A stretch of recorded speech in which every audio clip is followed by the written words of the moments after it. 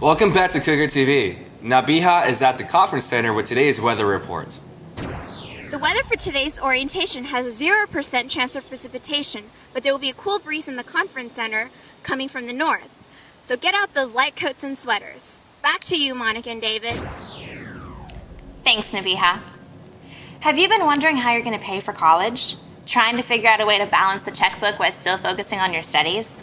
Well, Anita was able to talk with the financial aid department to see what students can do to help them afford college. Thanks, Monica. I am here with the staff from the Office of Financial Aid and Veterans Affairs. Thank you for joining us and clarifying some myths about financial aid. So does financial aid mean free money? Well, it can, but it also includes student loans, which have to be paid back, but at a really good percentage rate. But there's free money and student loans. So if I live on my own and support myself, can I claim to be an independent on my FAFSA?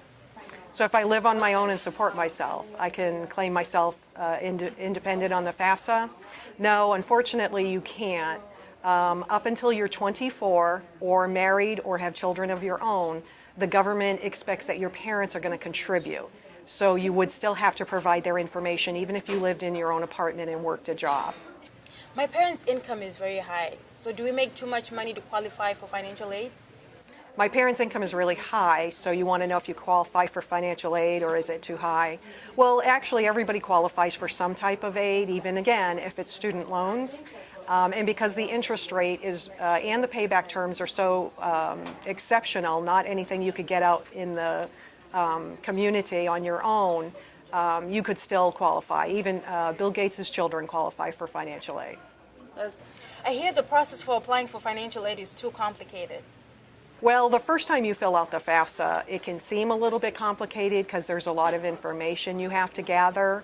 But the FAFSA website does have a worksheet you can print off, and that allows you to gather all of the information ahead of time. And then when you sit down to fill out the application, it's really pretty simple in just filling in the blanks. How do I apply for financial aid? You want to go out to the Department of Ed's website. It's www.fafsa.ed.gov, and that's fafsa.ed.gov, and that stands for Free Application for Federal Student Aid. Make sure you don't go out to fafsa.com because they're going to charge you a fee for filling out the free application for federal student aid. When do I apply for financial aid? You can apply for financial aid as early as January 2 each year for that fall, and then in the next spring and the next summer. You want to get it done as early as possible. The earlier the better. The earlier the better. Is that all I have to do to get financial aid? Not really. You do have to follow up with the school. When you fill out the FAFSA, the Department of Ed is going to make the initial calculation as to what you could be eligible for, but there are follow-up things you have to do with your school in order to complete the process. So be sure to follow up.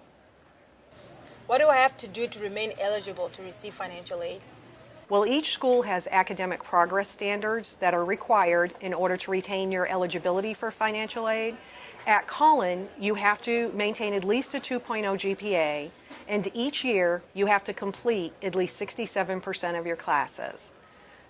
There's another piece of that, whereas if you want to completely withdraw from all of your classes, say for medical reasons or there's a crisis in your family, and you must withdraw from all of your classes before the 60% point of the semester, in that situation you could actually owe some money back.